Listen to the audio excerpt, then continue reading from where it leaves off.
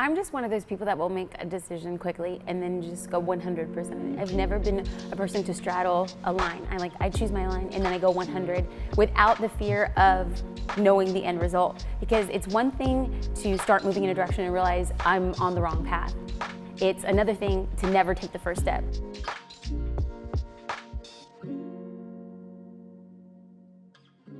My parents are immigrants.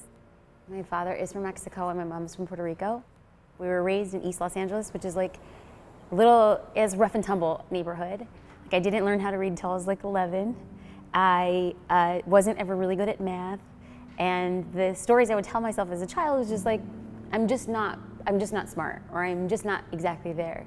And so unbeknownst to me, being a late bloomer educationally empowered me to be super creative and still like to learn.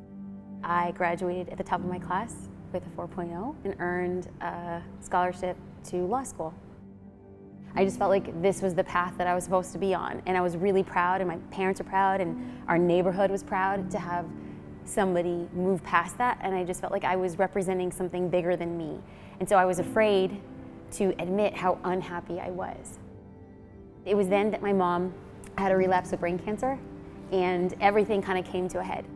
And so I left law school, on a whim. I just said, I'm not happy here, and life is so short. I needed to be with my mom. And that day, I called my boyfriend, and I said, hey, I left law school. And he said, great, where do you want to go to dinner? And I was like, no, I left law school, I'm done. That's not where I'm supposed to be. And he said, if you could do one thing with your life, what would you do? And I said, I want to be a photographer. And he's like, okay, you don't own a camera. I was like, if I did, I think we can make a go of this thing. I left everything that was predictable and safe to follow my heart. Like any creative journey, you think that you feel hopeful. And then you have these ideas of grandeur and illusions. So I opened up this camera and I was like, Annie Leibovitz, you just watch yourself, And I was terrible. I kind of got the nerve to ask somebody, so I have a camera and I was wondering, can I take pictures of you for free? And people said no. I'm like, people are turning away free photos. That's how bad I was. We had started literally from nothing. We had rented all of our gear. I had a camera. I rented every lens. I rented every CF card. I rented everything to run my business. I went to the University of Google, University of YouTube, and we had successfully worked our way up into being the 1% of the 1%. And the gravity of that is not lost on me. It was this beautiful, amazing, sticky, ugly, fabulous journey. What I didn't know was happening then, which I see happening now a lot on social media, is that you feel like you have to be somebody. And as a result, you get caught up in it. And being on the other end of massive criticism, when you hear it, what it does is it strips you down to the raw essence of you. I know that everything I went through has empowered me to lean in really hard when I see people trying to be perfect.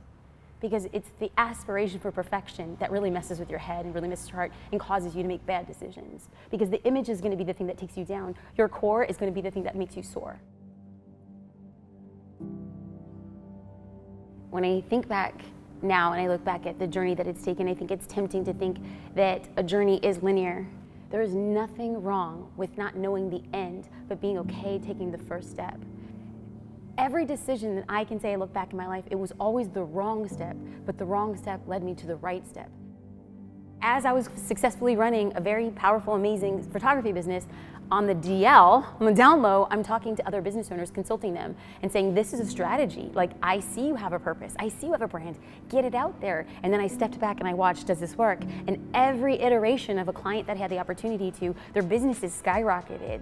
And so then I thought to myself, I think there's something here.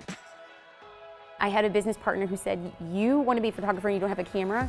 Well, that's crazy, but let's do it. I want to be that for other business owners. You have this wild idea to be a dog walker, to be a jewelry maker, to make blankets, to be an Amazon resale specialist.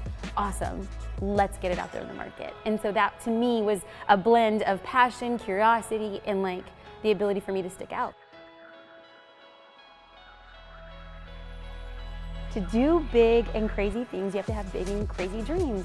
You have one wild and crazy beautiful life, and it is so short. What do you want to do with it? Do you want to waste every minute wondering what could be? Or do you want to say, how can I get to where I want to go next as fast as possible?